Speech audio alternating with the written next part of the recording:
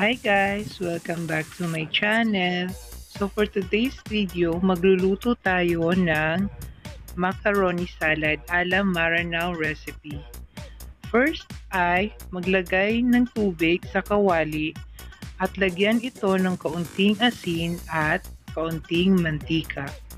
Pakuluan lamang ito.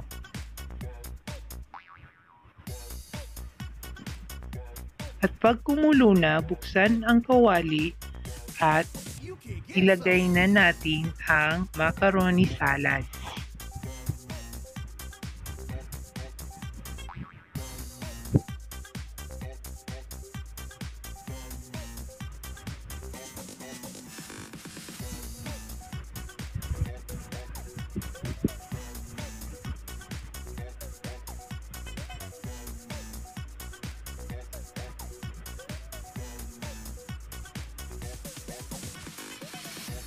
Pag nalagay na natin, haluin natin ito ng mabuti.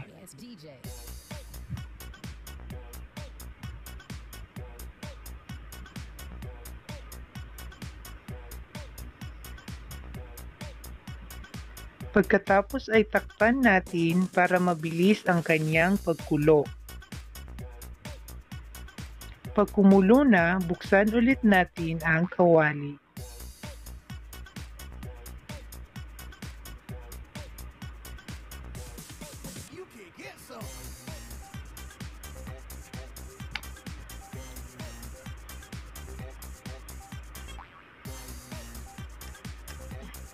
Hahaluin natin ito para hindi dumikit ang mga nasa ilalim. Kailangan lagi natin itong hinahalo para hindi sila dumikit sa ilalim or masunog sa ilalim. Pakuluan lang ito hanggat ito ay lumambot. So katulad niyan, medyo malambot na siya at sinipsip na niya ang mga tubig. Sinipsip ng macaroni salad ang tubig. Pero medyo matigas pa siya.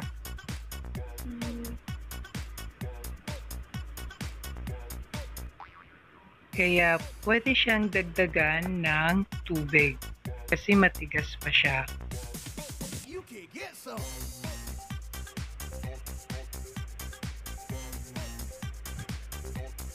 Haluin lamang ito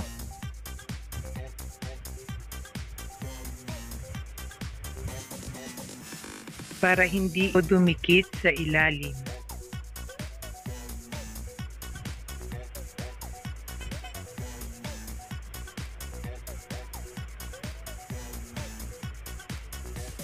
At pag hindi pa rin luto, dagdagan ulit ng tubig hanggang ito ay lumambot.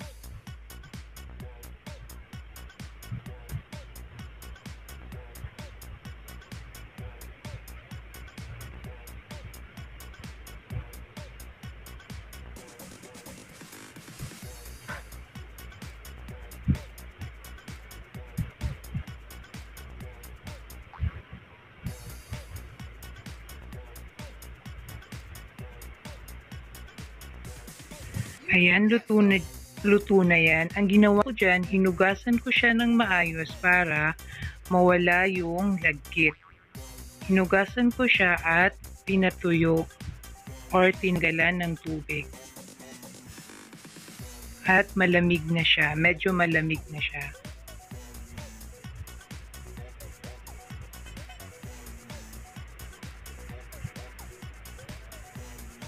Lagyan ito ng fruit cocktail.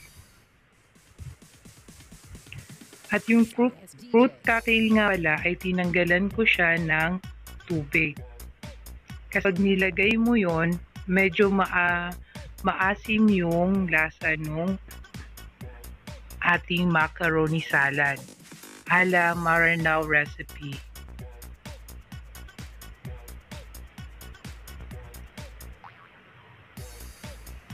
Ilagay na natin ang ating kondensada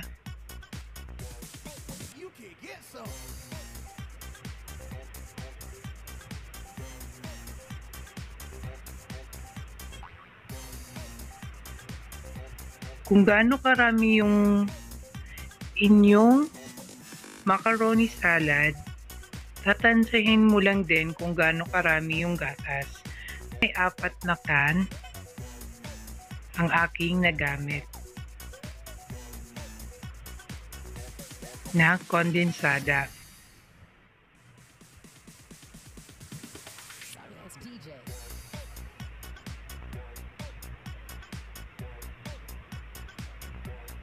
Pagkatapos ay isabay na rin ang Nestle cream all-purpose. Yan yung magpapalapot sa ating macaroni salad ala Maranao recipe. So ang aking nilagay ay 4 na all-purpose cream.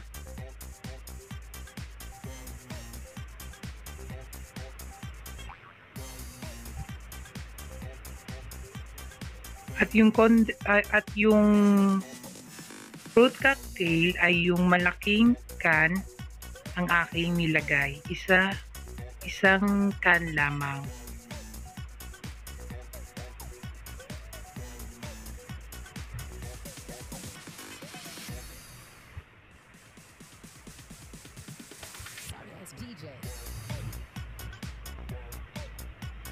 Tapos yan ito ng mayonnaise. Ito naman yung magpapasarap sa ating macaroni. Pero wag nating sobrahan ng lagay kasi medyo matapang din yung macaroni natin pag marami. So kalahati lamang ang nilagay. Pag nalagay na lahat ang inyong ingredient, ay haluin lamang ito ng mabuti hanggang lahat ng gilid or sa gitna ay nakalasap ng kanyang creamy at ng kanyang tamis. Haluin lamang ito ng mabuti, haluin.